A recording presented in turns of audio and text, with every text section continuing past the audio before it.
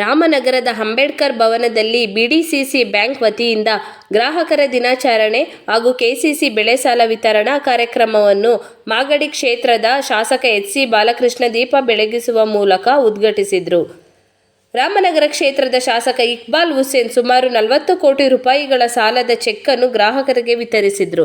BDCC bank ನಿರ್ದೇಶಕ YH ಮಂಜು ಪ್ರಾಸ್ತಾವಿಕವಾಗಿ ಮಾತನಾಡಿದರು. ಈ ಸಂದರ್ಭದಲ್ಲಿ ಮಾಜಿ ಶಾಸಕರಾದ CM Lingappa, K Raju, BDCC bank ಅಧ್ಯಕ್ಷ ವಿಜಯ್ ದೇವ್, ಎಂಎಲ್ಸಿ ರವಿ, ನಗರಸಭೆ ಅಧ್ಯಕ್ಷ ಕೆ ಶೇಷಾದ್ರಿ, ಗ್ರೇಟರ್ ಬೆಂಗಳೂರು ಅಭಿವೃದ್ಧಿ ಪ್ರಾಧಿಕಾರದ ಅಧ್ಯಕ್ಷ ಗಾಣಕಲ್ ನಟರಾಜು, ರಾಮನಗರ ನಗರಾಭಿವೃದ್ಧಿ ಪ್ರಾಧಿಕಾರದ ಅಧ್ಯಕ್ಷ ಎಬಿ ಚೇತನ್ ಕುಮಾರ್ ಹಾಗೂ ಹಲವಾರು ಮುಖಂಡರು ಹಾಜರಿದ್ದರು. ಅದೇ ರೀತಿ ಕೆಸಿಸಿ ಬೆಳೆ ಸಾಲ ತಮ್ಮೆಲ್ಲರಿಗೂ ಗೊತ್ತೇ ಇದೆ. ಕೆಸಿಸಿ ಬೆಳೆ ಸಾಲ ವಿಳಂಬ ಆಗಲಿಕ್ಕೆ ಕಾರಣ ನಮ್ಮ ಬಿಡಿಸಿಸಿ ಬ್ಯಾಂಕ್ 21 ರಾಜ್ಯ ಸರ್ಕಾರದಲ್ಲಿ ನಿರ್ವಹಿಸ್ತೇವೆ, ನಾವು ಕಾರಣ ಅಲ್ಲ.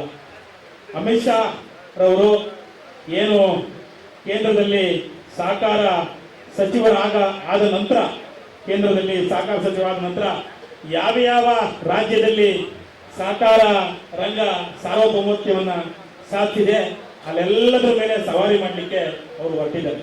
ಕಾರಣ ಇಷ್ಟೇ, ಹಿಂದೆ ಕೆಸಿಸಿ ಬೆಳೆ ಸಾಲವನ್ನ ನಾವು ಬ್ಯಾಂಕ್ನವರು ಬಡ್ಡಿ ತಂದರೂ ಕೂಡ ನಿಮ್ಗೆಲ್ಲರೂ ಕೂಡ ರೈತರಿಗೆ ಬೆಳೆದಂತ ಬೆಳೆಗೆ ಬೆಂಬಲ ಸಿಗಲ್ಲ, ಹಾಗಾಗಿ ಅವರಿಗೆ ಅನುಕೂಲ ಆಗಲಿ ಅಂತ ನಾವು ಕೆಸಿಸಿ ಬೆಳೆ ಸಾಲವನ್ನ ಶೂನ್ಯ ಬಡ್ಡಿ ದರದಲ್ಲಿ ನಾವು ವಿತರಣೆಯನ್ನು ಮಾಡ್ತಾ ಇದ್ದೀವಿ. ಹಾಗೆ ಅದಕ್ಕೆ ಮೊದಲು 50% ರಾಜ್ಯ ಸರ್ಕಾರ ಭರಿಸ್ತಿತ್ತು, ಇನ್ನು 50% ಕೇಂದ್ರ ಸರ್ಕಾರ ಭರಿಸ್ತಿತ್ತು.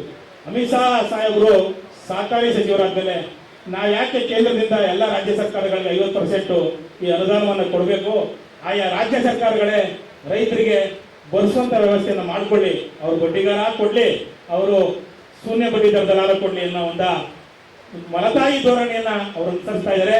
ನಮ್ಮ ನೆಚ್ಚಿನ ಮುಖ್ಯಮಂತ್ರಿ ಸಾಹೇಬರಂತ ಸಿದ್ದರಾಮಯ್ಯನವರು, ಅದೇ ರೀತಿ ನಮ್ಮ ನೆಚ್ಚಿನ ಮತ್ತೊಬ್ಬ DCM ಸಾಹೇಬರಂತ DK ಶಿವಕುಮಾರ್ ಸಾಹೇಬರು ಕೂಡ ನಿರ್ಮಲಾ ಸೀತಾರಾಮನ್ ಅವ್ರನ್ನ ಪರಿಪರಿಯಾಗಿ ಬೇಡ್ಕೊಂಡ್ರು.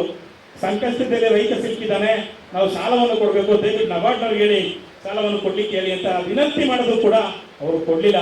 ಆದರೂ ಕೂಡ ನಮ್ಮ ನೆಚ್ಚಿನ DCM ಸಾಹೇಬರು ಕಷ್ಟದಲ್ಲಿರ್ತಕ್ಕಂಥ ರೈತರಿಗೆ ಅನ್ಯಾಯ ಆಗಬಾರ್ದು ಅಂತ ಅವರ ಸೂಚನೆ ಮೇರೆಗೆ 21 DCC ಬ್ಯಾಂಕ್ನಲ್ಲಿ ನಾವು ಅಪೆಕ್ಸ್ ಬ್ಯಾಂಕ್ನಿಂದ ನಬಾರ್ಡ್ನಿಂದ ಬಡ್ಡಿಗೆ ತಂದು ನಿಮಗೆ ಶೂನ್ಯ ಬಡ್ಡಿ ದರದಲ್ಲಿ ನಾವು ಇವತ್ತು ಕೆಸಿಸಿ ಬೆಳೆ ಸಾಲವನ್ನು ವಿತರಣೆ ಮಾಡ್ತಾ ಇದ್ದೀವಿ.